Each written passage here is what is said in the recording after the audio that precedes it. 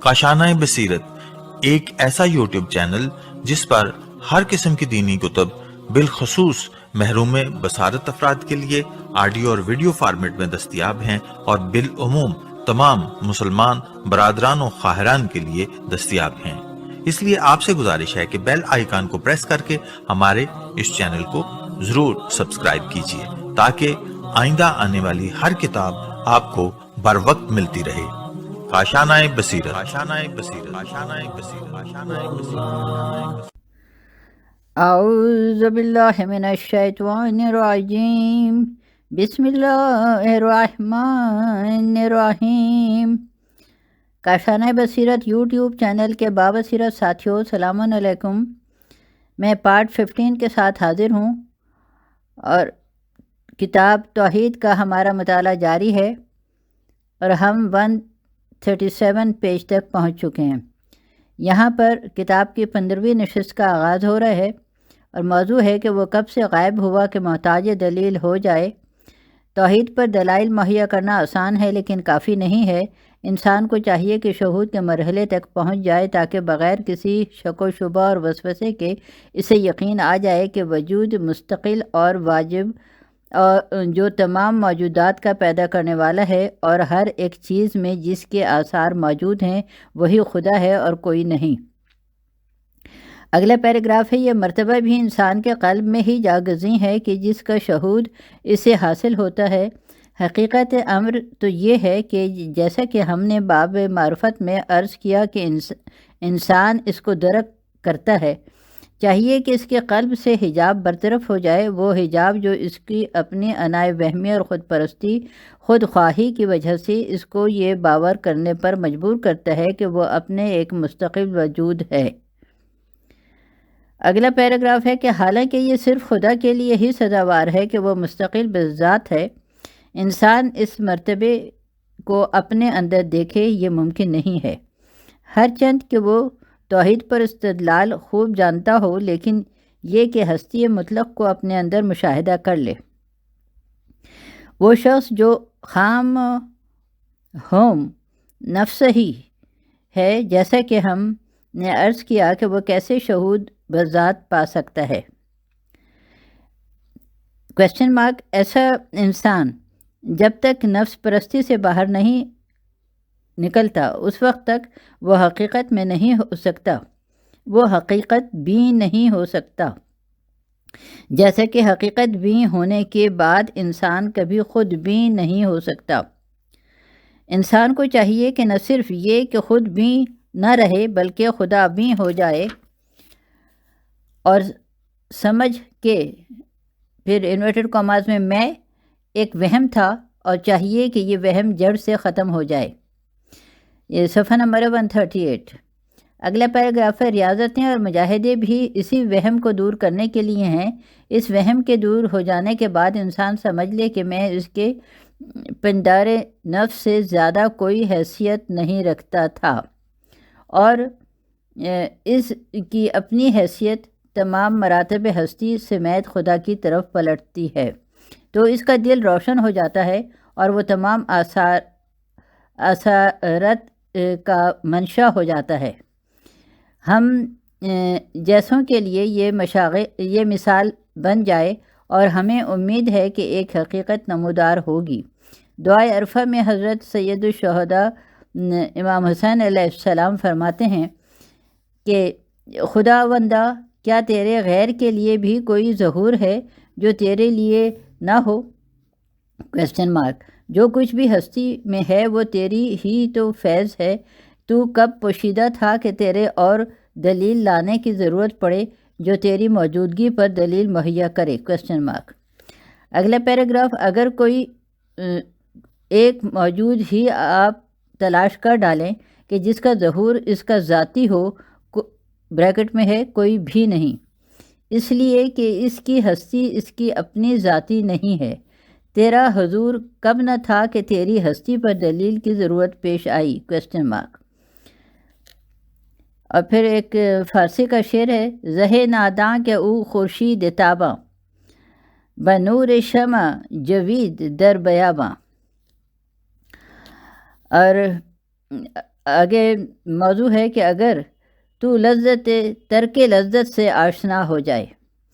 شہود کے مراتب میں سے ایک مرتبہ ترک لذت دنیا کا ہے، جو اس وقت تک بیدار نہیں ہوتی جب تک کہ قلب بیدار، ہوشیار اور خبردار نہ ہو جائے، اور دل اس وقت تک بیدار نہیں ہوتا جب تک کہ سب سے بڑا حجاب برطرف نہیں ہو جاتا۔ البتہ حجاب جس قدر باریک تر ہوتا جائے، انسان اپنے منزل کے قریب تر ہوتا جاتا ہے۔ آپ تجربہ کر چکے ہوں گے کہ جب بھی آپ اپنے نفس کے خلاف عمل پیرا ہو کر ہوائے نفس سے آزاد ہوتے ہیں، اسی وقت آپ اپنے دل میں خوشی محسوس کرتے ہیں، البتہ ایک حد تک۔ یہ پھر آگے اس کو بریکٹ میں لکھا ہے، جس قدر نفس کی مخالفت ہوتی ہے اس حد تک آپ یعنی ہم خوشی محسوس کرتے ہیں۔ یہ صفحہ نمبر 139 اور اگلا پیراگراف۔ روایات میں نامحرم پہ نظر کرنے کے بارے میں یوں فرمایا گیا، جب بھی کسی کی نظر نامحرم پہ پڑ جائے اور وہ لوجہ اللہ نہ ہو تو اس کو دوبارہ نہ ڈالے، بلکہ اپنی نگاہ اوپر یا نیچے کر لے تو اسی وقت ایمان کی حلاوت کو چکھ لے گا۔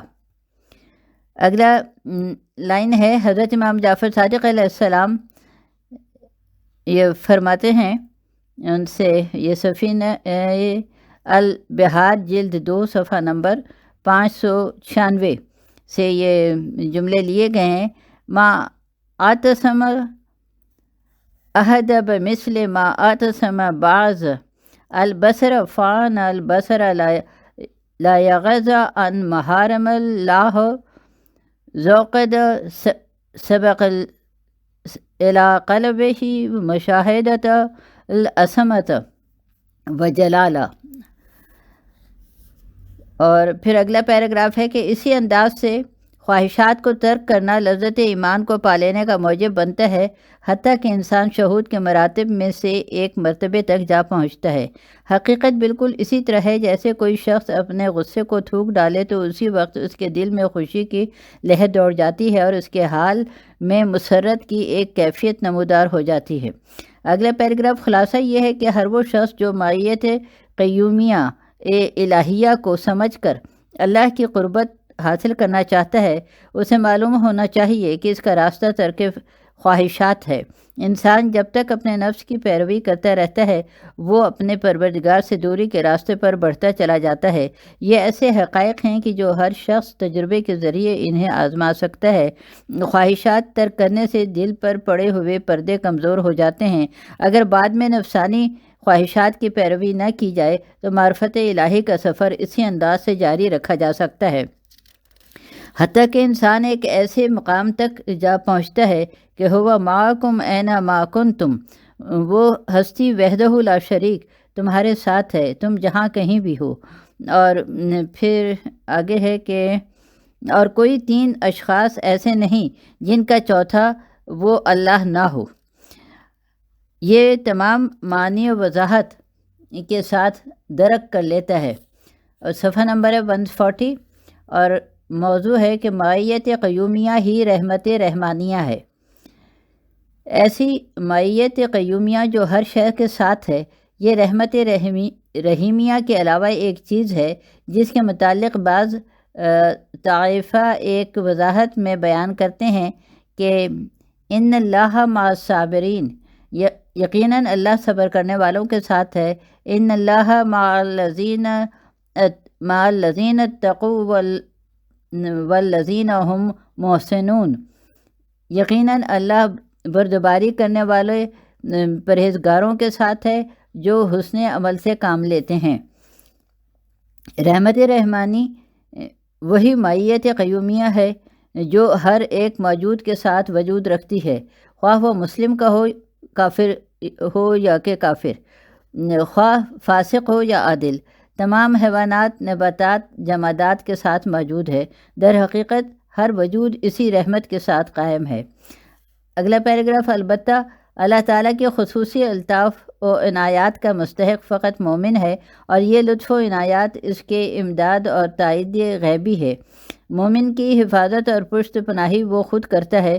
جو شخص بھی دین خداوندی کی نصرت کرتا ہے، خدا اس کے ساتھ ہے، یعنی رحمت رحیمیہ جو خاص افراد کے لیے مختص ہے وہ اس کے ساتھ ہے۔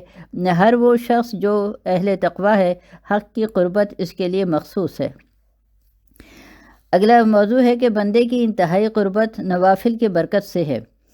قربتاً الی اللہ عبادات میں قربت تو منزلت کا ایک درجہ ایسا ہے جس کو قربت واقعی کہا جا سکتا ہے۔ یہ قربت زمان و مکان کے لحاظ سے نہیں بلکہ واضح ہے کہ اللہ ہر زمانے اور ہر مکان پر موجود ہے، البتہ منزلت کے لحاظ سے کئی درجات و مراتب رکھتی ہے، حتیٰ کہ خاتم الانبیاء حضرت محمد صلی اللہ علیہ وآلہ وسلم اور ان کے مخصوص پیروکاروں کی قربت کے مقامات بھی پیش نگاہ رکھے جا سکتے ہیں۔ اسے ایک روایت میں یوں بیان فرمایا گیا ہے کہ، اور یہ اس کا ترجمہ یہ اصول کافی سے لی گئی ہے، اور اس کا ترجمہ ہے کہ مستحبات اور بریکٹ میں نوافل کے ذریعے سے بندہ مرتبے کے لحاظ سے اس قدر میرے نزدیک آ جاتا ہے کہ میں اس کے کان، اس کی آنکھیں اور اس کا ہاتھ ہو جاتا ہوں، جن سے وہ سنتا، دیکھتا اور کام کرتا ہے۔ یہ صفحہ نمبر 141 اگلا پیراگراف ہے۔ یہ ایسے امور ہیں کہ عام افراد کے لیے ان کا تصور بھی محال ہے۔ یہ امور باتوں سے نہیں بلکہ کرنے اور پا لینے سے تعلق رکھتے ہیں۔ اگر کوئی تزکیہ نفس کے راستے پر چل پڑے اور حجابات کو برطرف کرتا چلا جائے تو ایسے مقام تک رسائی حاصل کر لیتا ہے کہ ہام حول رب ہی تزکیہ نفس اور حجابات برطرف کرنے سے بھی بالاتر ہو کر اپنے الہی محور کے گرد طواف کرنے لگتا ہے۔ خدا کرے کہ ہم ان مقامات کی آرزو مند ہو جائیں۔ اگر کوئی پختہ ارادے سے ان مقامات کا طالب ہو جائے تو اللہ تعالیٰ اسے محروم نہ فرمائے گا۔ اگلا پیراگراف ہے، لیکن انسان کی طلب کا ثبوت ان مقامات کی تلاش اور جستجو ہے، اور اللہ نے وعدہ فرمایا ہے کہ یہ پھر آگے ترجمہ ہے سورہ عنکبوت کی آیت نمبر 69 کا، اور جن لوگوں نے ہماری راہ میں خلوص نیت کے ساتھ جہاد کیا ہم ضرور انہیں اپنی راہ کی ہدایت کریں گے، اور یقیناً اللہ نیکوکاروں کے ساتھ ہے۔ ایک دوسری روایت میں بھی بشارت دی گئی ہے کہ جو شخص اخلاص کو پسند کرتا ہو، عین صادق علیہ السلام، جو شخص اخلاص کو پسند کرتا ہو، اور پھر یہ اس کا ترجمہ ہے، یہ اس میں کتاب ہے، یہ اسرار الصلاۃ شہید ثانی ان کی، اور صفحہ نمبر 133 سے لیا گیا ہے کہ یہ نہیں فرمایا کہ جو اخلاص کو اختیار کرتا ہو بلکہ فرمایا کہ جو اخلاص کو پسند کرتا ہو۔ البتہ من جد و جد، جو شخص کوشش کرتا ہے وہ پا لیتا ہے۔ من فرع بابا و لجا و لجن، اگر دروازے کو کھٹکھٹاتے رہو گے تو بالآخر جواب پا لو گے۔ اے اللہ ہمیں نفس پر غالب فرما اور عالم شہود سے بہرہ مند فرما، آمین۔ یہاں پر ہماری اس نشست، یہ 15ویں نشست کا اختتام ہوتا ہے، اور اگلی نشست جو ہے وہ صفحہ نمبر 143 پہ 16ویں نشست کا آغاز ہے۔ یہاں موضوع ہے کہ تمام صفات ہستی کے علم و قدرت کی طرف پلٹتی ہیں۔ توحید ذاتی کے باب میں کچھ مطالب عرض کیے گئے ہیں۔ اب توحید صفاتی یعنی ہستی وحدہ لا شریک کی صفات کو سب سے پہلے عین ذات جانے، نہ کہ زائد بر ذات۔ اپنے منم حقیقی کو پہچانے اور متوجہ رہیں کہ اللہ تعالیٰ کی تمام صفات اسی کی ذات کی طرف پلٹتی ہیں، اور وہ علم، قدرت اور حیات ہیں۔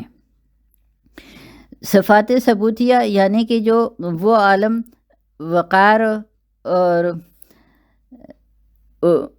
وہ صفات ثبوتیہ یعنی کہ وہ عالم و قادر و حی و قیوم ہے، اور مرید یعنی اپنا ارادہ رکھتا ہے، اور مدرک ہے یعنی ادراک رکھتا ہے۔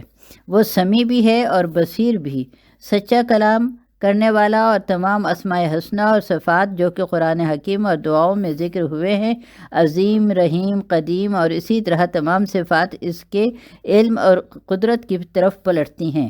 مثلاً سمیع ہے یعنی ہر ایک مسموع جس کو سننا جاننا چاہیے کا علم رکھتا ہے۔ بصیر ہے یعنی تمام مبصرات جنہیں دیکھا جانا چاہیے، یہ بریکٹ میں ہے، کا علم رکھتا ہے۔ اور اگلا پیراگراف ہے کہ اسی طرح وہ شنوندہ اور دانا اور بینا ہے، یعنی عالم ہے۔ اس کا علم اور قدرت زائد بر ذات نہیں ہیں، یعنی ایسا نہیں ہے کہ اس کا علم، قدرت اور ذات دو وجود ہوں۔ آئیے سب سے پہلے ہم اس کے دوئی کو اپنے آپ میں تصور کریں۔ ہم میں سے ہر ایک ذات، علم، قدرت اور دیگر صفات رکھتا ہے۔ ہماری یہ تمام صفات عین ذات نہیں ہیں بلکہ زائد بر ذات ہیں۔ زائد بر ذات ہونے کی بنا پر یہ دو چیزیں ہیں، ذات بھی ہماری اپنی نہیں ہے بلکہ ہمارے اوپر عارض ہے۔ ہم کسی قدرت کے مالک نہ تھے، ممکن ہے کہ بعد میں یہ قدرت سلب بھی کر لی جائے۔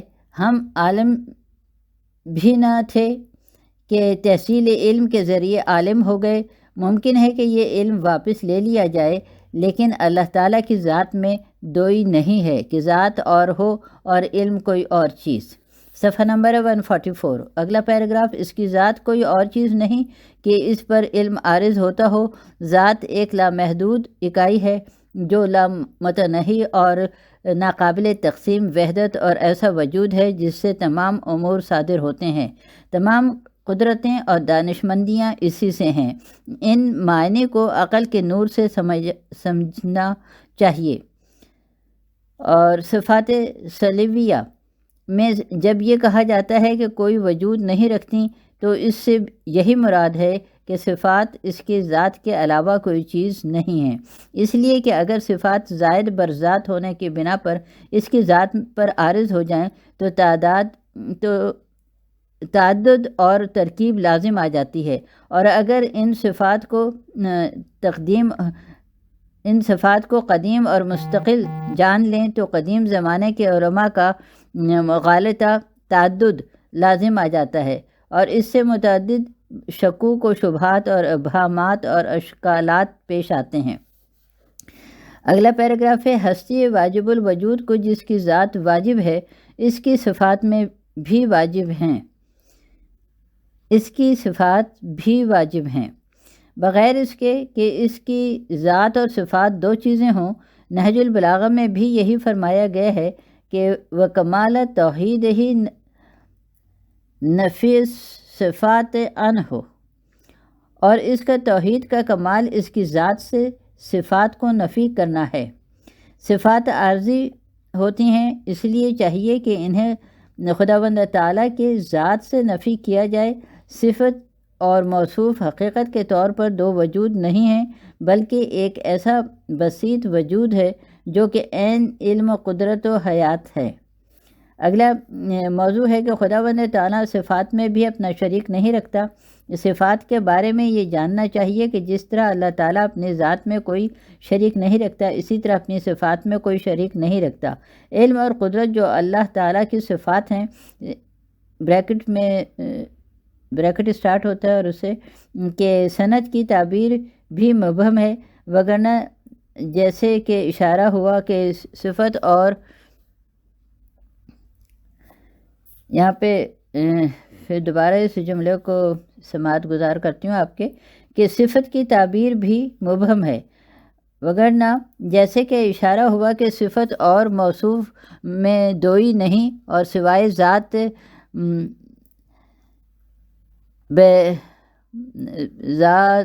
بہت و بسیط کے اور کوئی وجود نہیں ہے۔ اللہ تعالیٰ کا اس کی قدرت اور ایسی دیگر صفات، اللہ کا علم اس کی قدرت اور ایسی دیگر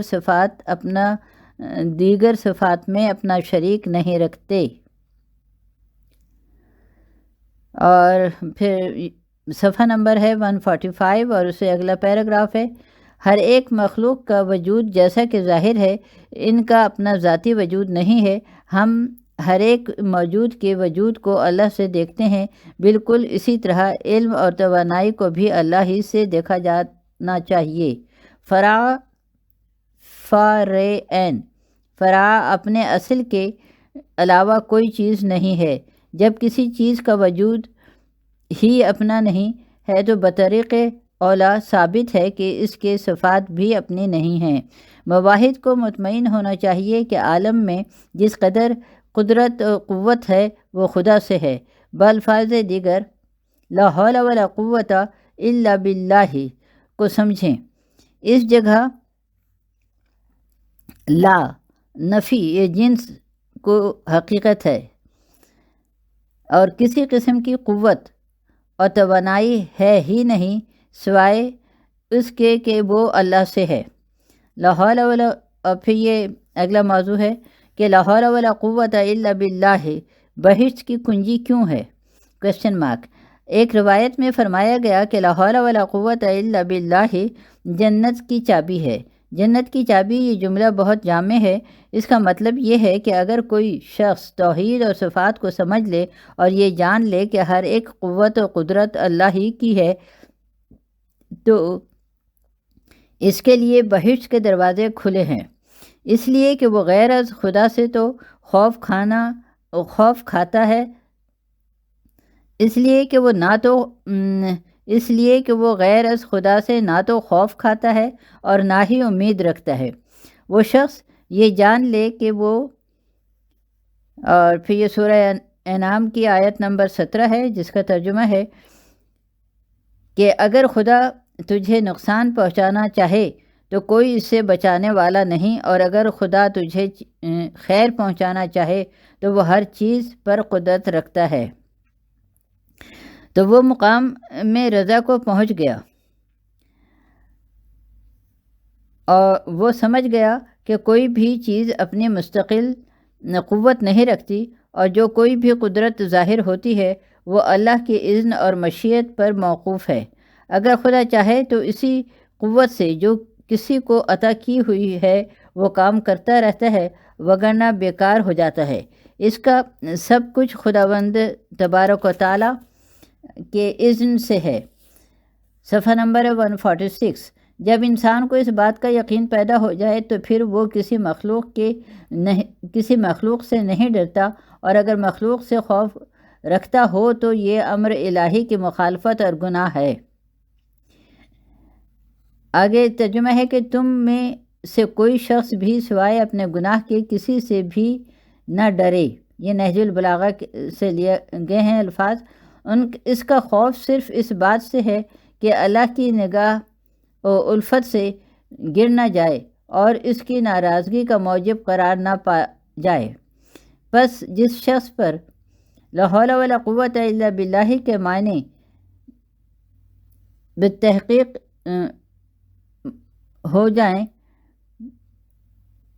متحقق ہو جائیں، جس پر لا حول ولا قوت الا باللہ کے معنی محقق ہو جائیں اور اس کو اس معنی کے حقیقی شہود بھی حاصل ہو جائے تو اس کا توکل یقیناً خدا پر ہے۔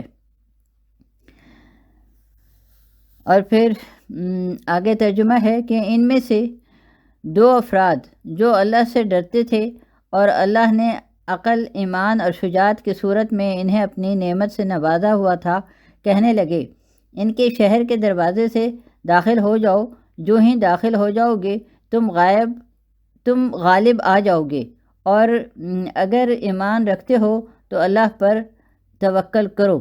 یہ سورہ المائدہ کی آیت نمبر 23 کا ترجمہ تھا۔ اگلا پیراگراف ہے کہ اگر تمہیں شہود حاصل ہو جائے کہ جو کچھ بھی مال و دولت، عزت و آبرو اور قوت و قدرت حاصل ہے وہ سب خدا کا ہے اور اسی کے ہاتھ میں ہے، تو پھر تجھے مخلوق سے کوئی سروکار نہیں۔ اللہ کے علاوہ کسی پر بھروسہ کرنا نفاق کا ایک درجہ ہے۔ یہ اگلا موضوع ہے اور اس کا آگے سورہ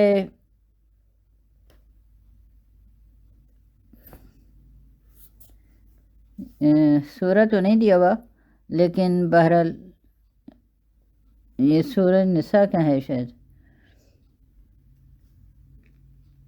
آیہ مبارکہ 139 لکھا ہوا ہے۔ بہرحال اس کا ترجمہ یہ ہے کہ منافقوں کو بشارت دے دو کہ ان کے لیے دردناک عذاب مہیا ہے۔ وہ لوگ جو مومنین کو چھوڑ کر کافروں کو سرپرست بنا لیتے ہیں، کیا وہ ان سے عزت کے طلبگار ہیں؟ یقیناً عزت تو تمام کی تمام اللہ کے اختیار میں ہے۔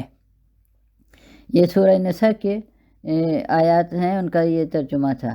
اور آگے ہے کہ اگر کوئی کفار کی حالت پر بھروسہ کرے تو وہ نہ مومن ہے نہ مسلم بلکہ منافق ہے، اس لیے کہ اس نے گمان کر لیا کہ امریکہ یا روس بھی طاقت رکھتے ہیں، تو یہ ممکن ہے کہ وہ ایسے مقام پر جا کھڑا ہو جو کفر پہ بھروسہ کرنے والوں اور اسلام سے بے بہرہ لوگوں کے لیے مختص ہے۔ اس لیے زبان اور دل دو مخالف اور متضاد چیزیں ہیں۔ اس کی زبان لا الہ الا اللہ، توکلت علی اللہ اور لا حول ولا قوت الا باللہ کی قائل ہے، مگر اس کا دل گواہی دیتا ہے کہ اس کا توکل امریکہ پر ہے۔ یہاں یہ پیراگراف ختم ہوتا ہے اور صفحہ نمبر ہے 147، اور یہیں پہ ہم اپنے اس آڈیو کو اختتام کرتے ہیں۔